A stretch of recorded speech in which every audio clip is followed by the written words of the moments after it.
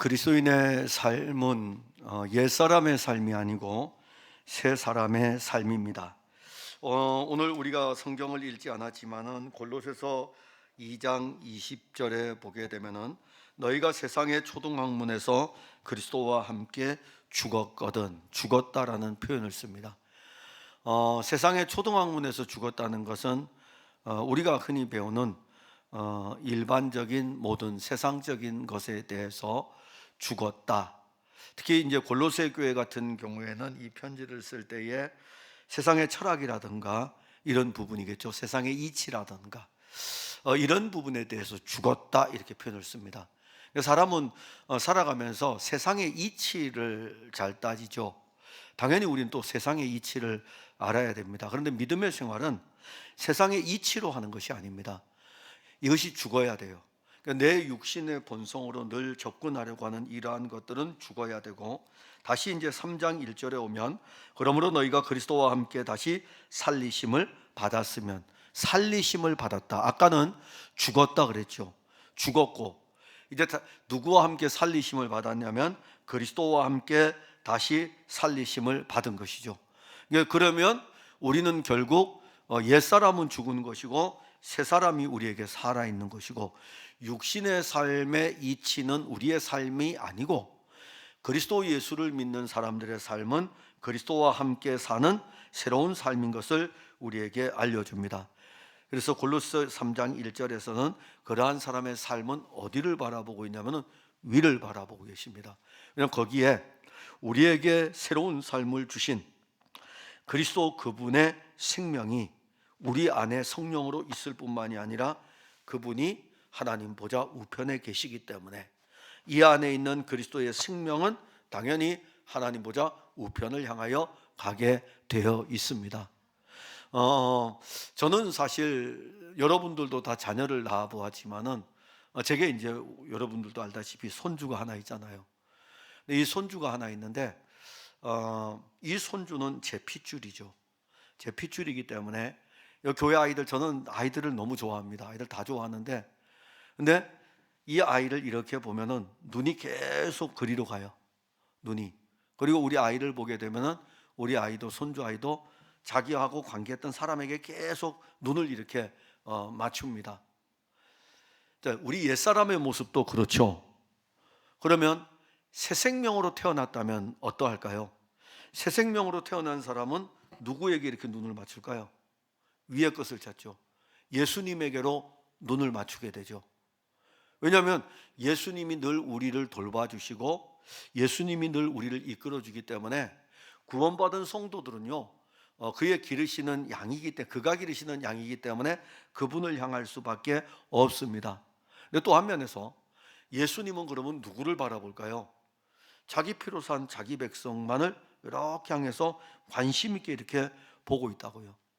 새로운 삶이라는 이 자체는 구원받은 성도의 새로운 삶은 이미 옛사람에서는 죽었고 이젠 새로운 삶이 우리에게 진행이 되고, 이 새로운 삶은 위의 것을 찾는 삶으로 나아갑니다. 그래서 이 위의 것이라는 이 표현은 다양하게 많은 것들이 포함될 수가 있습니다. 자, 그러면 위의 것을 찾는 성도의 삶 가운데 오늘 우리가 읽은 본문에서는 무엇을 하나도 언급하고 있냐면 기도에 대한 부분을 언급을 합니다. 결코 여러분들이 이 기도에 대한 것을 율법으로 받지를 말기를 바랍니다. 누가 여러분들에게 기도라는 이 무거운 짐을 지어주고 있습니까? 자, 기도라는 이 자체는 제가 만일 여러분들이 기도해야 됩니다라고 하면은 기도를 율법으로 받게 되는 경우에는 기도는 우리에게 무거운 짐이 됩니다. 왜 그럴까요? 내가 새로운 삶을 가지고 있는데, 새 생명의 삶, 그리스도의 삶을 가지고 있는, 생명을 가지고 있는데 이 삶이 기도하는 삶이라 그러면은 율법으로 이것을 볼 때 기도하지 못하는 사람은 얼마나 이게 무거운 짐이 되겠습니까? 그렇다고 해서 여러분들이 또 오해하지 말아야 될 것은, 그러면 기도하지 않아도 되느냐? 결코 그렇지 않습니다. 왜냐하면 우리는 새로운 생명을 받았기 때문에 새 생명이 호흡하고 있는 것입니다. 옛 생명의 호흡은 우리가 옛사람을 따라가지고 사는 호흡일 뿐이에요.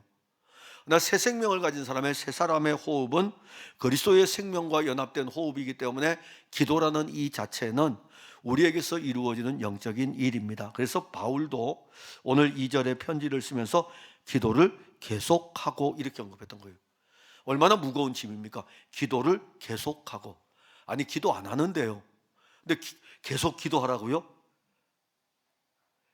이 더 무겁죠. 그래서 이것을 받을 만한 사람은 누구냐면은 위의 것을 찾는 사람이에요. 초기 기독교 공동체는 기도하는 교회였습니다. 그들에게는요, 예수 그리스도가 전부였어요. 예수 그리스도가 모든 것이었습니다. 그러니까 우리가 이제 성경을 공부하면서 이렇게 나누잖아요. 예수님은 내 인생의 전부입니다. 정말 여러분들이 제가 제 카톡의 프로필에 이렇게 써 있어요. 예수 그리스도는 내 삶의 전부. 그러면 내 삶의 전부라고 제가 쓰긴 좋죠. 야, 이거 굉장히 좋은 말인데. 내 앞으로 대문을 나에게로 오는 사람들에게 있어서 누가 나를 클릭하려면은 이걸 보면 좋겠구나. 예수 그리스도는 내 인생의 전부. 딱 그렇게 적혀 있으면 그러면 이제 그러겠죠. 아, 저 김성만 목사라는 사람은 그 사람에게 예수 그리스도는 누구일까? 이렇게 되겠죠. 예전에 저희 아버지가 교회를 다니시기 전에 이제 돌아가셨지만은 술도 드시고 이제 그러셨어요. 근데 늘 술을 드시고 들어오시면 불렀던 노래가 있어요.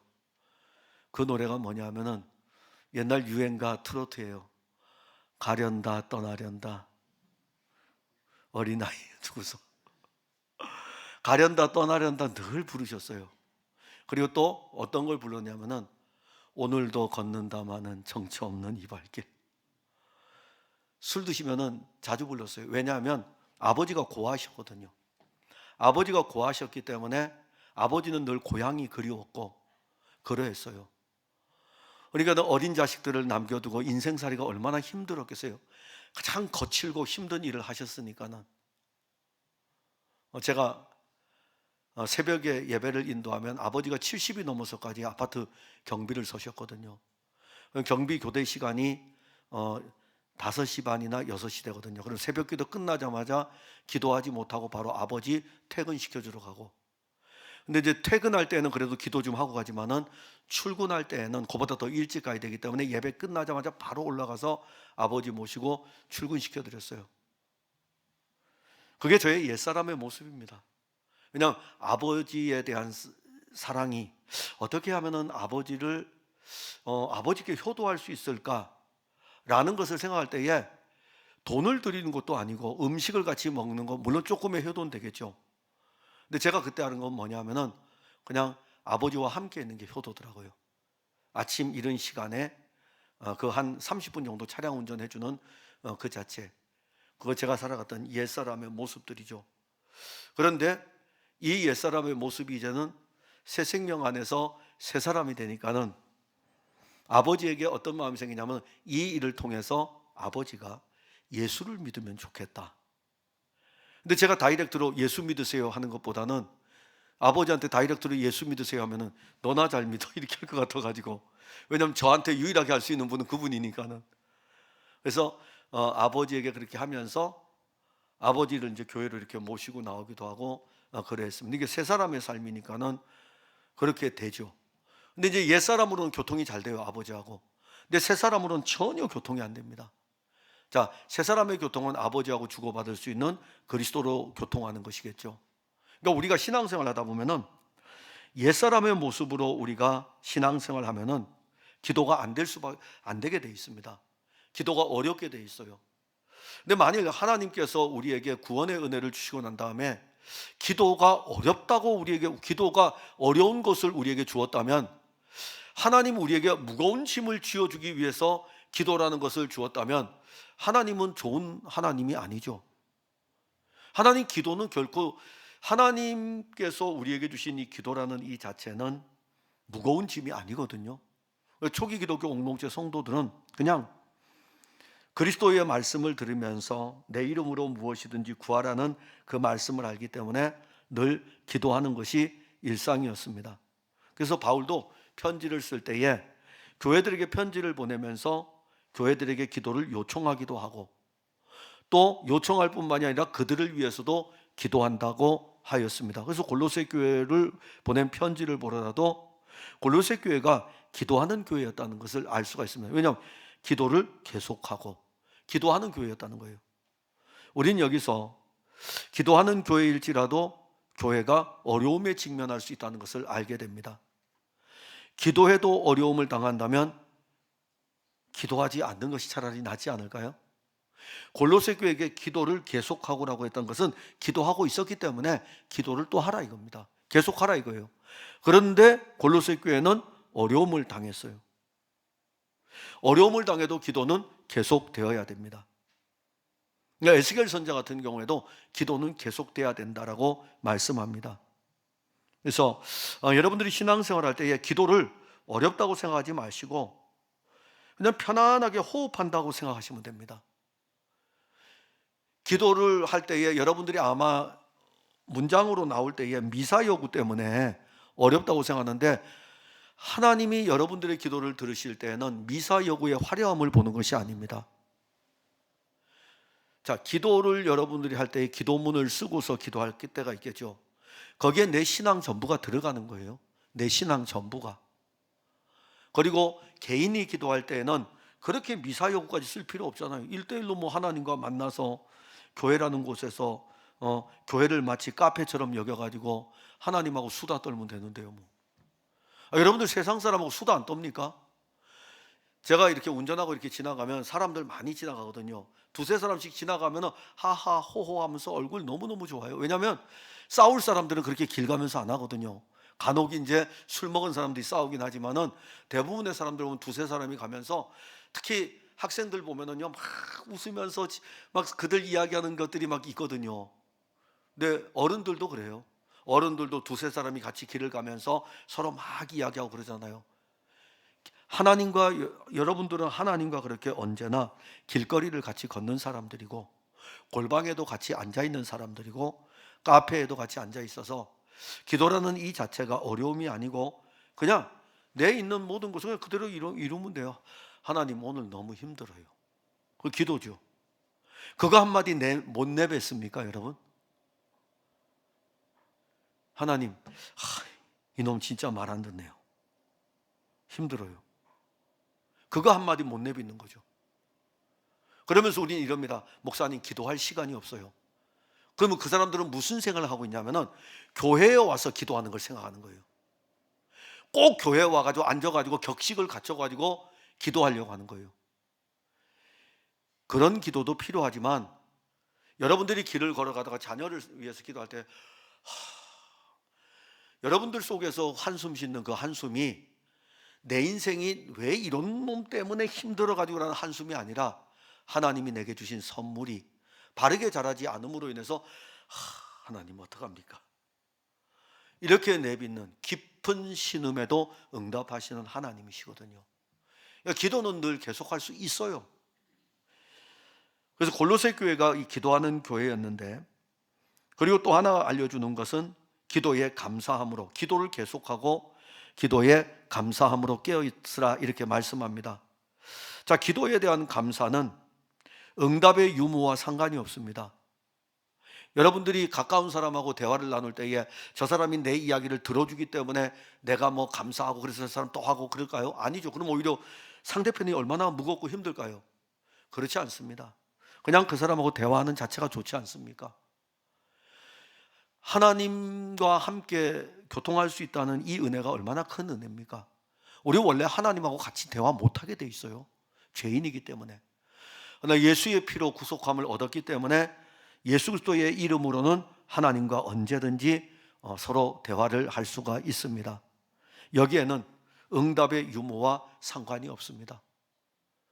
그냥 교통할 수 있는 분이 있다는 게 어디입니까?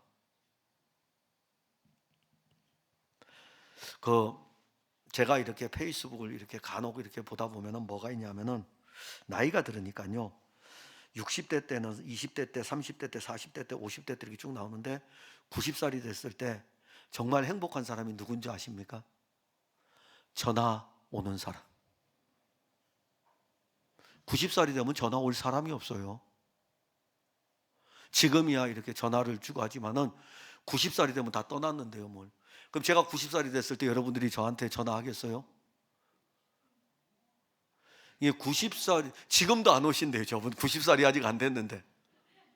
그럼요. 부모와 자식 간에는 할 수 있지만은 일반적으로 우리가 사람과 사람의 교제 속에서는 핏줄이 아닌 이상은 90살 넘은 사람한테 누가 전화하겠습니까? 그래서 행복한 사람 중에 하나가 90살 넘어도 전화 오는 사람. 오죽하면은.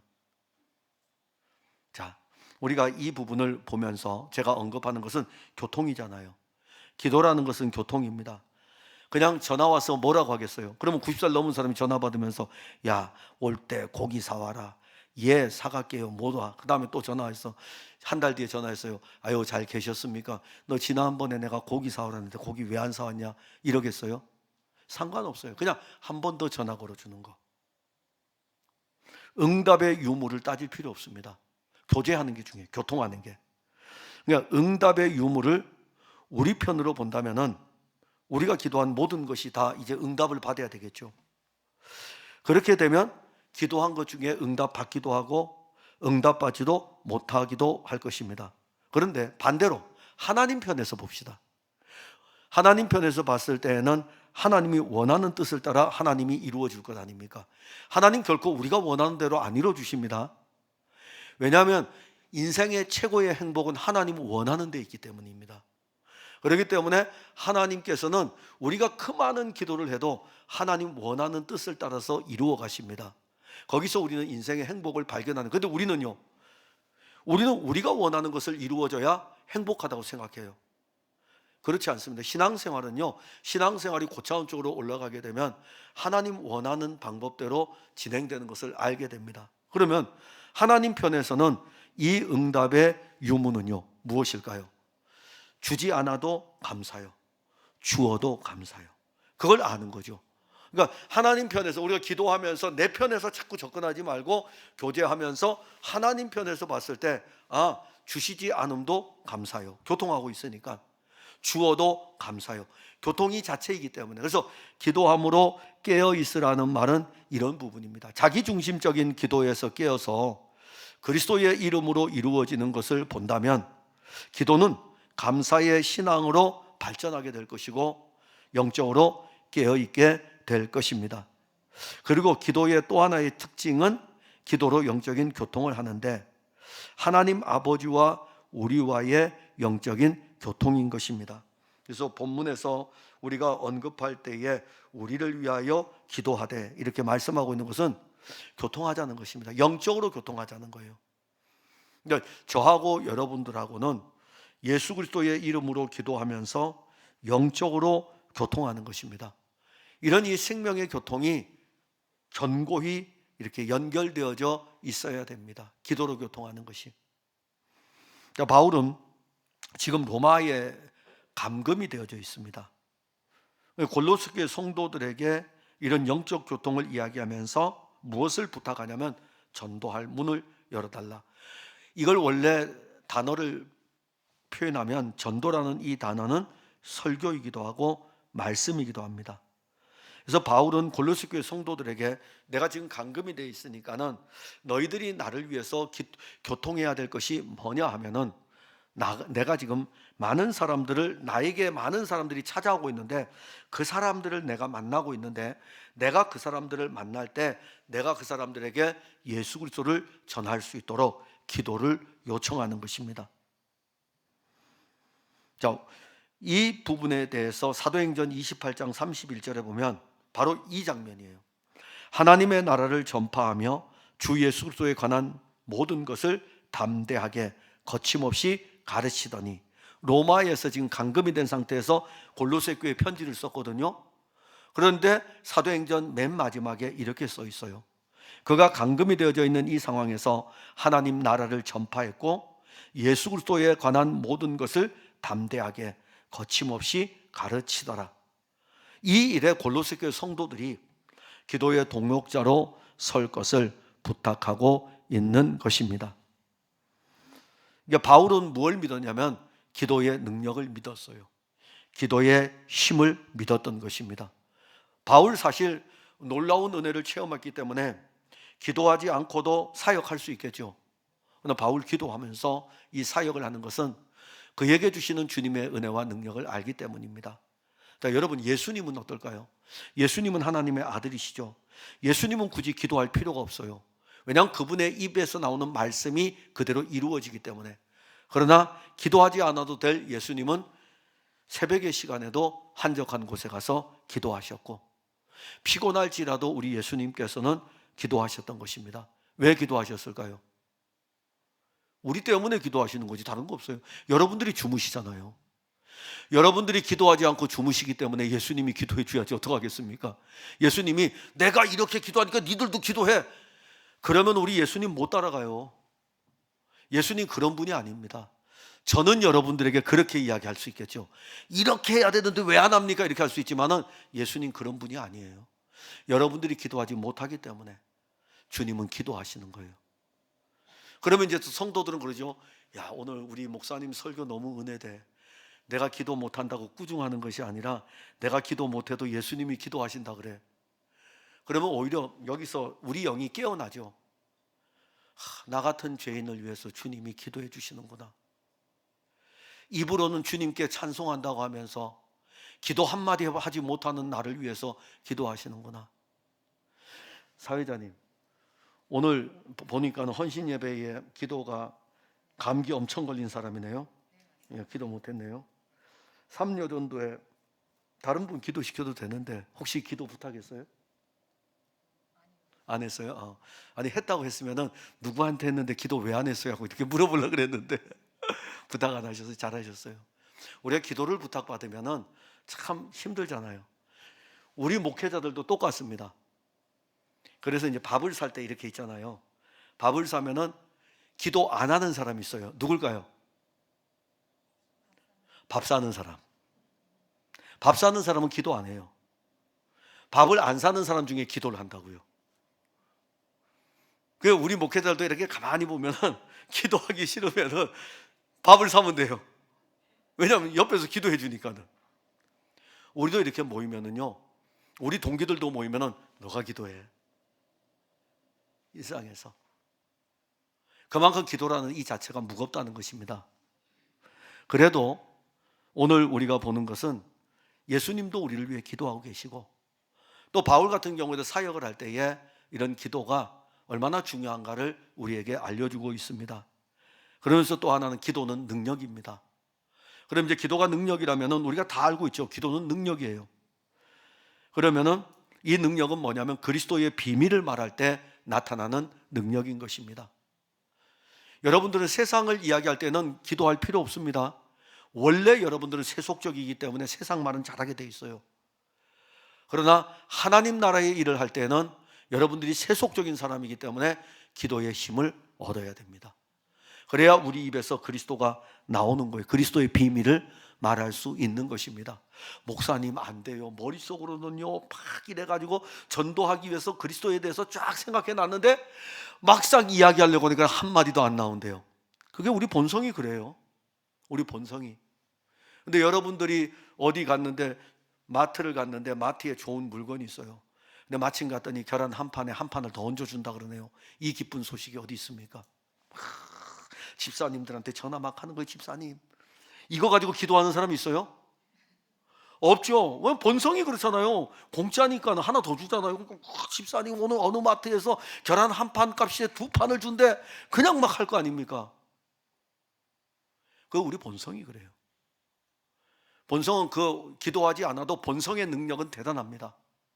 그런데 하나님 나라는 우리에게 땅의 것을 이야기하는 것이 아니라 하늘의 것을 이야기하고 있고 영혼을 구원하는 일들이기 때문에 옛 본성으로는 안 되기 때문에 기도라는 새로운 생명의 본성을 가지고 하나님의 능력을 나타내는 것입니다. 그래서 이 부분에 대해서 바울이 알기 때문에 그리스도의 비밀을 말하는 것에 대해서 나를 위해서 기도해 달라 이렇게 요청을 하는 것입니다. 그 다음에 5절과 6절에 보면은 외인에 대하여 나옵니다. 외인은 불신자들입니다. 그리스도 밖에 있는 사람들이에요. 그리스도인은 이들을 대하여 지혜로 행해야 됩니다. 여기 지혜는 세상 지혜가 아니고 하나님의 지혜입니다. 하나님의 지혜는 뭐냐 하면은 하나님의 나라를 이루어가는데 굉장히 유익합니다. 그러기에 그 지혜로 그리스도 밖에 있는 사람들에게 행할 때에는 어떤 일이 벌어지냐면은 세월이 아껴지는 거예요. 그러니까 세월을 아끼려고 노력하며 사는 게 아니라 내 입에서 하나님의 비밀을 불신자들에게 이렇게 알려주고 지혜로운 삶을 살아갈 때에 세월을 아끼고 있다는 것을 말씀하고 있는 것입니다. 그리스도 밖에 있는 사람은 세월이라는 이 시간을 알지를 못합니다. 하나님은 우리에게 무엇을 주었습니까? 하나님이 우리에게 주신 지혜는 영원입니다. 영원. 세월과 비교할 수 없는, 세월은 시간 속에 있는 거지만은 영원은 시간 밖의 개념이에요. 하나님께서는 우리에게 영원을 주었습니다. 그러면 우리의 세월은 뭘까요? 영원이잖아요. 우리의 세월은 과거, 현재, 미래의 시간의 세월이 아니고 우리의 세월은 영원인 것입니다.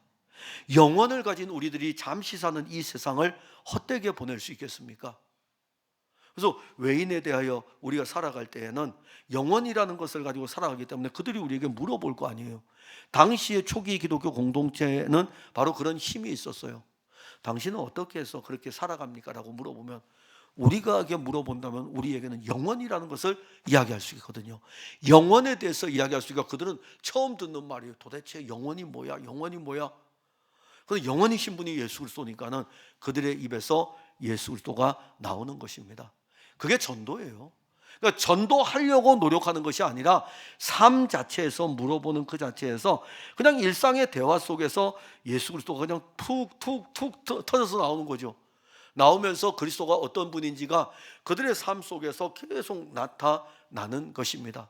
당시에 그리스도인들은 세상적으로 평가를 내린다면 그들은 세상에서 부유한 자들 아니었습니다. 자랑할 만한 것이 없었어요. 가진 자들 아주 드문 있었어요. 그래도 하나님께서 그 사람들을 통해서 이 가난한 사람들을 살피도록 하는 은혜를 주어서 드문 있었다고요. 대부분의 많은 그리스도인들은 노예였어요. 노예가 자랑할 게 뭐 있습니까? 아무것도 없죠. 그런데 이야기를 해보면 달라요. 이야기를 해보면 정말 비참한 모습의 생활인데도 그들은 늘 기뻐하고 즐거워하고 감사가 넘치고, 그래서 물어보면 무엇이 당신을 기쁘게 합니까? 내 삶은, 넌 노예로 지금 매여 있는데 아유 괜찮아요. 이 땅에서 이 세월이라는 이 시간은 잠시 잠깐인데요, 내가 영원한 자유를 지금 가지고 있는데 이 영원한 자유가 하나님의 나라를 내게 주었는데, 그럼 무엇을 이야기합니까? 자기 주인에게 영원한 나라에 대해서 이야기를 할 수가 있는 거죠. 그게 바로 능력입니다. 그 다음에 또 하나가 나오는데, 너희 말을 항상 이렇게 언어가 나옵니다. 자, 이 언어라는 말은 너희 말을 항상 은혜 가운데서 이렇게 말씀합니다. 자, 이 우리의 언어가 은혜와 연결이 됩니다. 즉 그리스도인의 언어는 그리스도가 우리에게 선물로 주어졌으니까는 무엇으로 풍성해야 되냐면 예수 그리스도로 풍성한 것을 이야기하죠.